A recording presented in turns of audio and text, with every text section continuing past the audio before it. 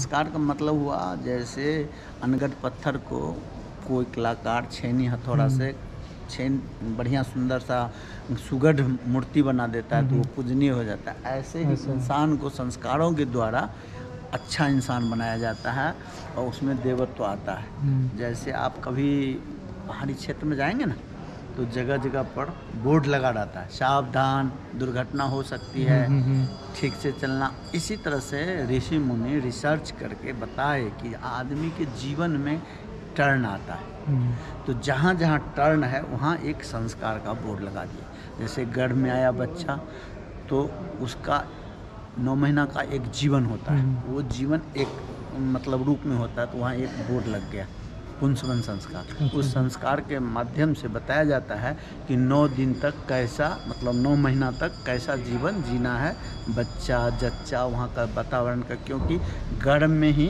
बच्चे सब ग्रहण करते हैं माँ से सामने के दृश्य। तो गर्भवती महिला को वो ट्रेनिंग दिया जाता है कि अभी 9 महीना तक आपको कैसा दृश्य देखना है, कैसा चिंतन करना है, कैसा खाना खाना है, कैसे वातावरण में रहना है। और वो बच्चा जैसा माँ देखेगी वो माँ के नज़र से देखती है, माँ के खाना से खाती है, जैसा वातावरण होता है तो 9 महीना में बच्चा तैयार होता है। फिर जब जन्म हो जाता है तब नामकरण संस्कार के द्वारा बताया जाता है कि अब दूसरे स्टाइल में इसका जीवन चलेगा। तो जैसे बताएं ना पहाड़ी एरिया पर अब जब तो एक स्तरता बताया जाता है कि अब इसको फिर जब बच्चा थोड़ा बड़ा हो जाता है वहाँ नाम दिया जाता है, यथा नाम तथा गुण। नामकरण संस्कार से उनको बुलाया जाता है, उनसे बात किया जाता है ताकि वो भी वैसा ही मन सके। उसके बाद फिर जो है अन्नप्राशन संस्कार होता है। जैसा अन्न खाता है लोग ऐसा मन होता है, वैसा जीवन होता है। तो ये बताया जाता है कि भाई आप जो खा रहे हो वही बच्चा को मत खिला देना, क्योंकि बच्चा छोटा है, उसका लीवर अभी उतना मजबूत नहीं है, आप जो खाओगे वो नहीं खिलाना, बच्चा का अलग से भोजन होना चाहिए।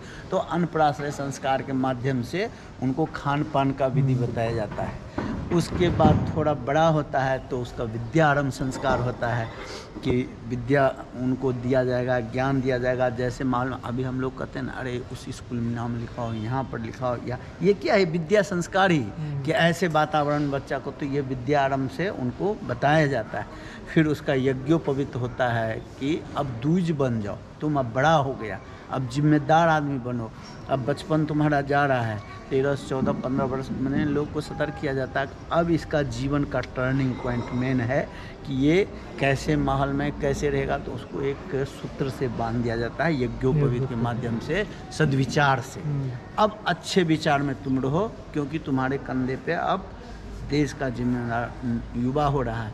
तो यज्ञोपवीत संस्कार कराया जाता है। उससे पहले मुंडन कराया जाता है कि कई जन्म से वो संस्कार चिपक के आ गया होगा, तो उसको मुंडन के द्वारा वो आध्यात्मिक उपचार होता है। जैसे स्टेलाइजर करते हैं ना ऑपरेशन के समय, ऐसे मंत्र के द्वारा हृदय क्षेत्र में, जिसको हम चित्त कहते हैं, उसमें वो बात स्थापना किया जाता है। अब बताइए पहले भारतीय संस्कृति में जो शादी विवाह होता था, विवाह संस्कार देखे ना, एक जन्म कौन के 7 जन्म का संकल्प होता था।